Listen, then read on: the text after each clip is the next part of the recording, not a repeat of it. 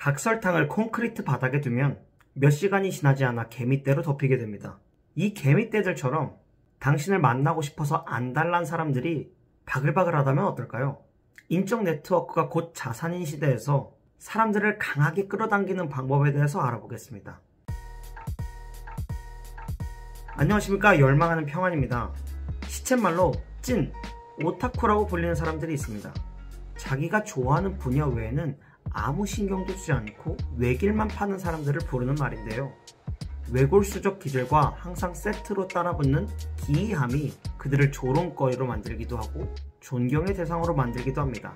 그들이 가지고 있는 기이함은 대중적인 가치관을 따르지 않습니다. 때로는 사람들이 가장 중요하게 여기는 돈, 인간관계, 명예와 같은 것들도 뒷전으로 두죠. 오늘 저는 그 오타쿠들 중에서도 존경받는 오타쿠에 대해서, 존타쿠에 대해서 말씀드리도록 하겠습니다.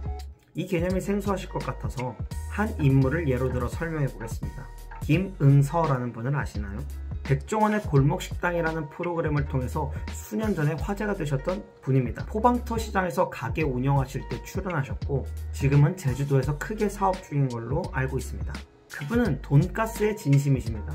일반적으로 장사를 할 때 가장 유념해야 할 부분은 마진과 효율입니다.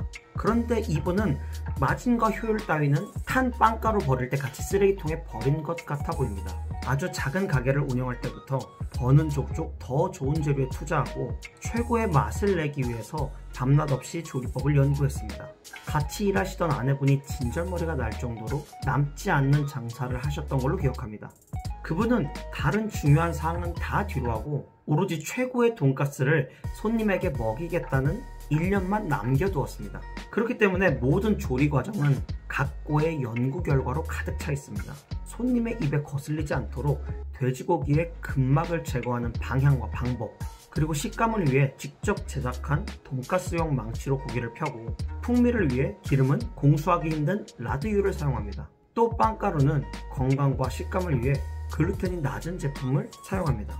또 고기에 빵가루를 묻힐 때의 압력이라든지 돈가스를 기름에 넣는 속도와 방향, 써는 방법, 시간 모두 미쳤다라는 말이 절로 나올 정도로 복잡하고 구체적입니다. 특히 제가 김응서 존타쿠님을 본격적으로 존경하게 된 계기가 있었습니다. 백종원님이 골목식당의 다른 돈가스 가게를 컨설팅 하실 때 풀리지 않는 문제가 발생했습니다. 어떤 방법을 써도 돈가스의 튀김옷이 바삭해지지 않는 것이었습니다.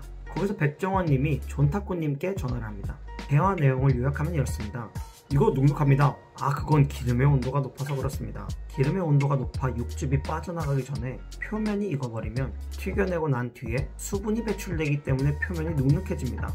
와, 이것도 정말 인공지능 같은 해결 방법인데 그 다음 질문과 대답이 더 대단합니다. 그럼 온도는 몇 도가 적당합니까? 튀김기 브랜드가 뭔가요? 땡땡땡 회사 제품입니다. 그렇다면 162도에서 164도가 적당합니다.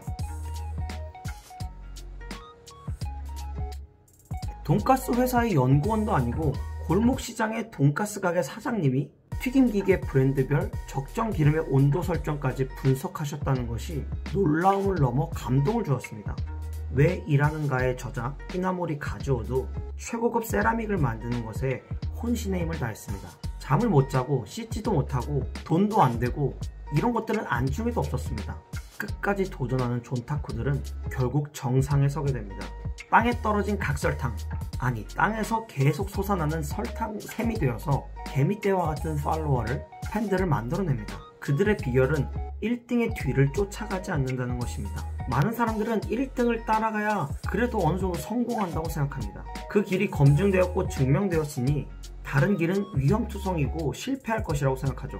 하지만 존타쿠들은 남들이 가라고 하는 길이 아니라 그들이 옳다고 생각하는 길을 묵묵히 걸어갑니다. 경주에서 1등하는 방법은 가장 빠르게 달리는 방법만 있는 것이 아닙니다. 먼저 가장 나다운 트랙을 찾아보시고 그 트랙의 목적지가 결국 남을 유익하게 하는 길이라면 조금 늦더라도 끝까지 걸어가 보십시오. 어느 순간 뒤돌아보면 내가 만든 그 경주에 한두 명씩 따라달리는 사람들과 그걸 지켜보는 구경꾼들이 생길 겁니다. 그게 바로 늦게 달려도 1등하는 방법입니다. 자기만의 경주를 만들어내면 그만인 거죠. 여러분, 성공은 이 역행하는 사고에 달려있습니다. 마지막으로 연돈 대표 김응선님의 역설적인 명언으로 마무리하겠습니다. 돈을 버는 것이 장사의 전부가 되어서는 안 된다.